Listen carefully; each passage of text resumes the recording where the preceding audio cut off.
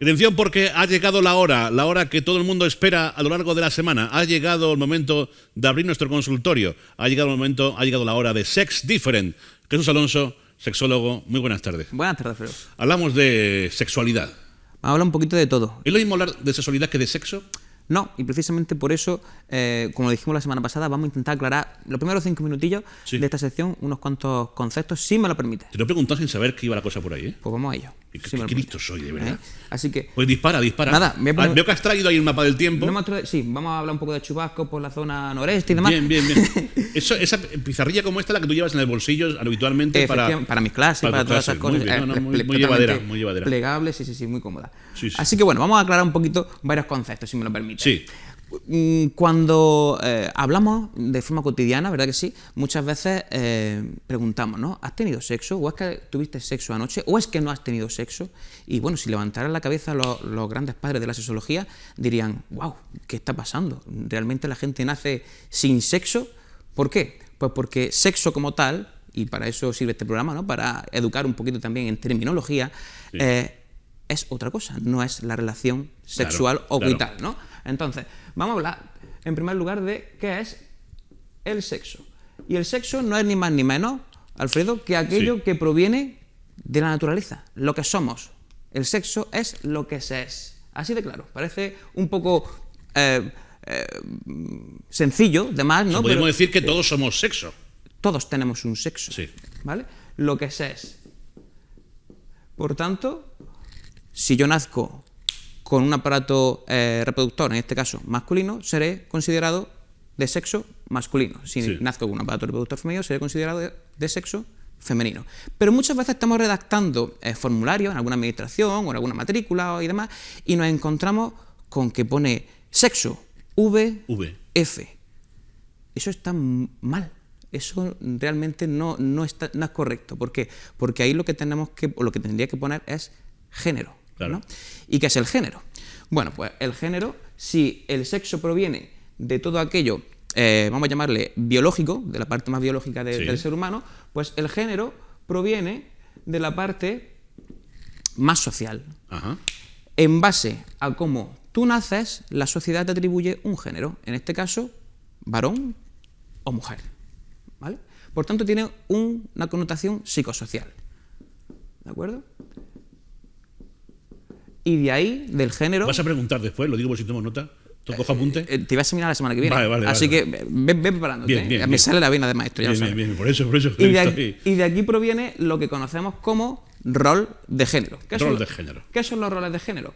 Pues todas aquellas actuaciones o comportamientos que la sociedad, en base a nuestro género, nos dice que deberíamos de tener. Tradicionalmente, la mujer, ¿qué era? Pues en la casa, la tareas del hogar, cuidado de los hijos, etcétera. Por suerte todo eso va cambiando, ¿verdad que sí? Pero es que todavía hay más cosas, porque mucha gente se confunde con aquello que llamamos orientación sexual. ¿Y qué es aquello que llamamos orientación sexual? Pues no es ni más ni menos que... Tengo letras de médico, aunque soy maestro. La atracción física o psicológica o emocional que tenemos hacia otra persona. ¿De acuerdo? Atracción. Si hablamos de identidad de género, y ahora vamos a hacer aquí un pequeño parón en el camino, identidad de género. Aquí ya hablamos de cómo nos sentimos a nivel personal. Ajá. Por tanto, yo puedo nacer con un sexo masculino o femenino, pero no tengo por qué identificarme en cuanto a lo que la sociedad me atribuye en función del sexo que soy. Yo puedo nacer con un sexo masculino, pero sentirme identitariamente del otro género sin ningún problema. Ajá. ¿De acuerdo? Por otro lado, tenemos aquello que llamamos la erótica y la sensualidad. Ya con eso acabamos nuestra pequeña clase terminológica. ¿Cuántas cosas hay que saber, Jesús? De verdad. Es muy importante hablar bien. Erótica. Erotismo. O erótica. ¿Qué es ser? Todos somos seres, yo lo hemos dicho muchas veces, todos somos seres sexuados, eróticos, individuales. ¿Y qué es el erotismo? Pues tiene una connotación relacionada con el deseo, relacionada con esas ganas de gustar, con esas ganas de sentirnos atraídos, ¿verdad? Y la sensualidad, sin embargo, por eso es importante diferenciar entre erotismo y sensualidad, porque cuando... Sensualidad. ¿Por qué? Porque no es lo mismo decir, ¡ay, qué poco erótico eres! No, todos somos eróticos, Sí. de una forma o de otra, a la hora de vestirnos, a la hora de comportarnos. Ahora, lo correcto sería decir, ¿qué poco sensual eres? ¿Por qué? Porque sensual es la práctica, la forma de llevar a la práctica tu erotismo. ¿De acuerdo? Sí. Espero que te quede claro, ¿eh, Alfredo? Totalmente, totalmente. Sensualidad. ¿De acuerdo? Esto está relacionado con el deseo, / atracción, y aquí hablamos más de práctica. Sí. ¿De acuerdo? Por tanto, una vez que tenemos claro todo esto, debemos de intentar llevarlo a la práctica, nunca mejor dicho. Cuando nos pregunten, ¿has tenido sexo? Decir, no, yo soy sexo. Claro. Ahora, ¿has tenido relaciones sexuales? Bueno, Podría ser. podría ser que sí o podría ser que no. Podría ser que no. ¿Vale? Así que hablaremos más adelante en los próximos programas de los tipos de género que hay, que es muy interesante, de los tipos de orientaciones sexuales que hay, de los tipos de identidad de género también que encontramos, y ya es que todo esto empieza a complicarse un poquito más. No, ya veo. Hablaremos de todo eso. Sexo, género, orientación sexual, identidad de género, erotismo y sensualidad. Bueno, en la parte teórica del día. Llegamos a la parte práctica, entre comillas, pero no me malinterpretéis. Vamos a responder dudas, ¿no? Vamos a ello. La semana pasada, si no me lo permites, quiero dar las gracias porque es que están las redes sociales funcionando muy bien y los WhatsApp me consta que están también a tope, y quiero dar las gracias porque... Bueno, la verdad es que la respuesta de la semana pasada fue alucinante. Desconozco cómo está esta semana, pero vamos a verlo, ¿te parece? Vamos allá. Ahí tenéis la forma de participar a través de... pues de los perfiles del programa, de los perfiles de Jesús, incluso del teléfono. Dice, cuando hablamos de testosterona en la mujer, no me lo quitéis, es que no da tiempo, o sea, la miopía me impide leer más rápido. Cuando hablamos, léelo tú, Jesús. Sí, cuando hablamos de testosterona en la mujer, ¿es la misma testosterona que se utiliza en tema fitness? Sí, esto viene... ¿En tema qué? Fitness. Fitness. De gimnasio, sí. Sí. Porque, mucha gente se piensa que la mujer no tiene testosterona, y nada más lejos de la realidad. ¿Tiene testosterona?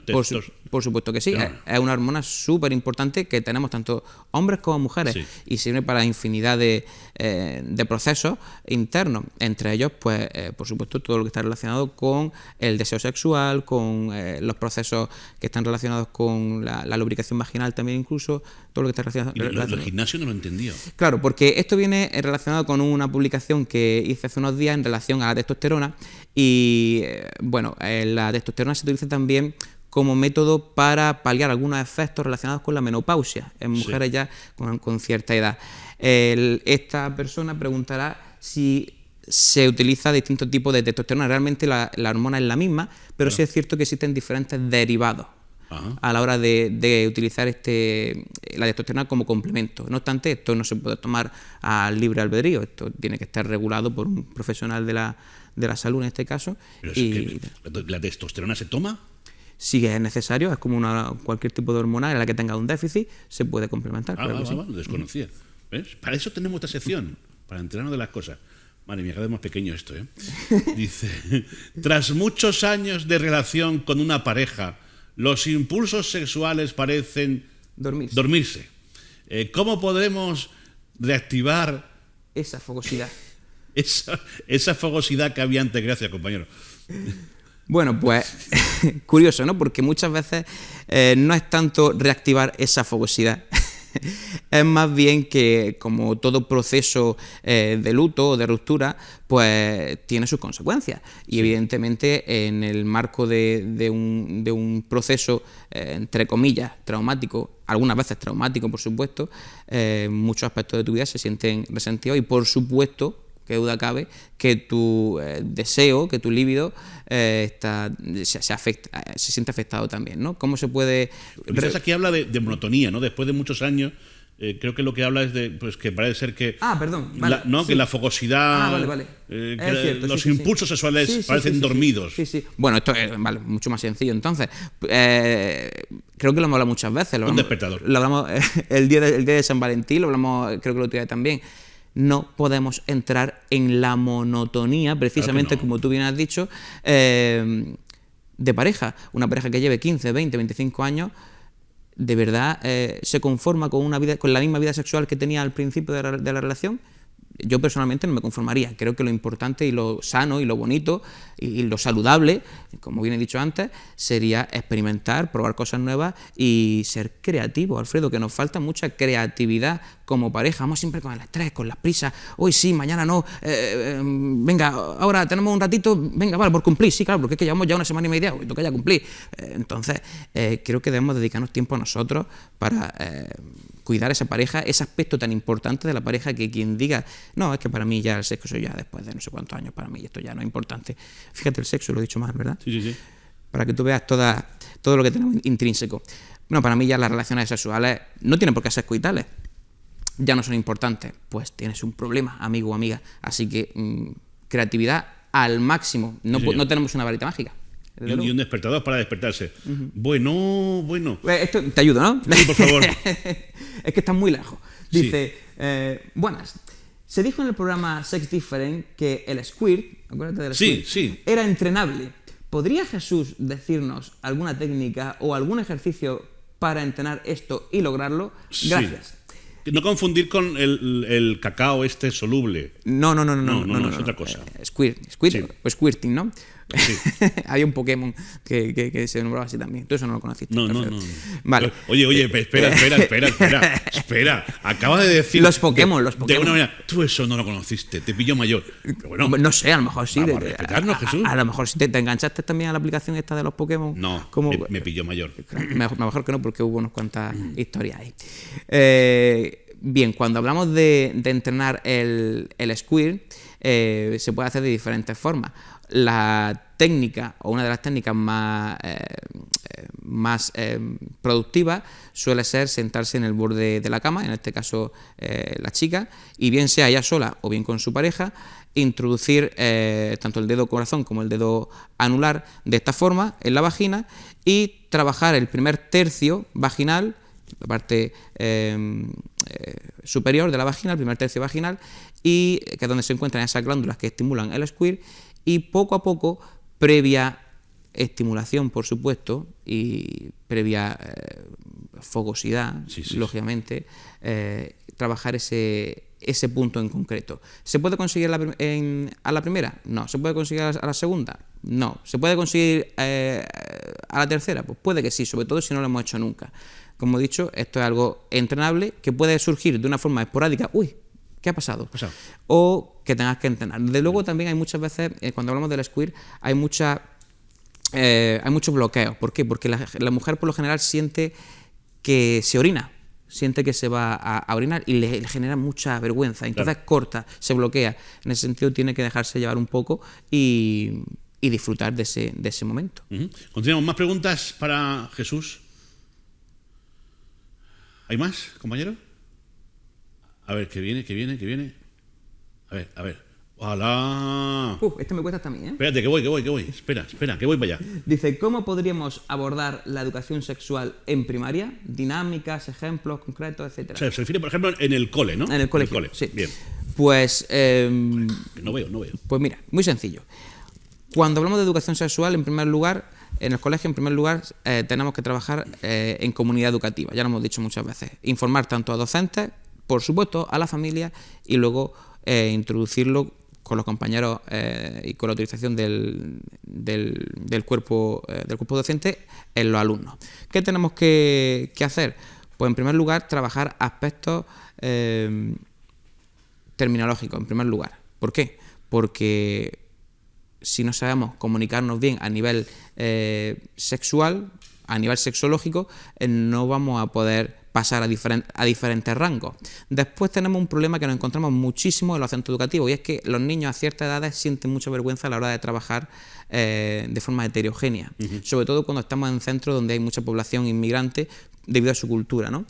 Hay que trabajar eso, dinámica heterogénea, grupos mixtos totalmente, donde tengan que trabajar juntos, sí o sí, y sobre todo explicarles mediante ejemplos, mediante visualizaciones, que no pasa nada por ser de sexos opuestos o diferentes, que podemos trabajar de la misma forma y que tenemos las mismas capacidades. Por ahí se trabaja el origen de muchos problemas, Alfredo. No es la educación sexual no es tanto explicar cómo funcionan las relaciones sexuales o cómo funcionan los procesos hormonales. No es tanto eso, que sí, pero nos hemos centrado muchísimos años únicamente en la parte reproductiva. Y educación sexual es eso, es trabajar otros aspectos de la sexualidad que están ahí y que son sexualidad también. Y eso precisamente es trabajar el origen de problemas muy importantes, como por ejemplo, pues bueno, taras que todavía tenemos encima, como la violencia de género, entre otras muchas cosas. Bueno, lo dejamos aquí por hoy. Jesús, muchísimas gracias. Gracias a vosotros, como siempre. Ahora llamamos a la brigada que tiene que retirar la pizarra de bolsillo que has traído hoy. Sí. Y nada, nos vemos la semana que viene. Estupendo. Por cierto, a ti te gusta irte de tapas también, ¿no? Sí. Bueno, pues que sepas que unos 50 establecimientos de Almería van a participar en el Día Mundial de la Tapa. ¿Desde cuándo? Desde mañana y hasta el próximo 4 de julio. Esta mañana se ha escenificado una especie de brindis, no cortar cinta, sino brindar por el Día de la Tapa. No sé si tenemos imágenes de ese momento. ¿No las tenemos? Vale, perfecto. Bueno, pues mañana lo veremos, porque mañana es el Día de la Tapa y lo vamos a celebrar, digo yo. Mañana habrá que celebrarlo.